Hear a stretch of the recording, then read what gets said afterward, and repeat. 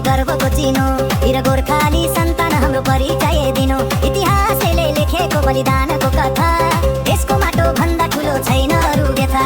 विमान हाम्रो मुटुको धड्कन देशका लागि तयार छ हरेक कदम, तर शान्ति नै हाम्रो पहिलो चाहना।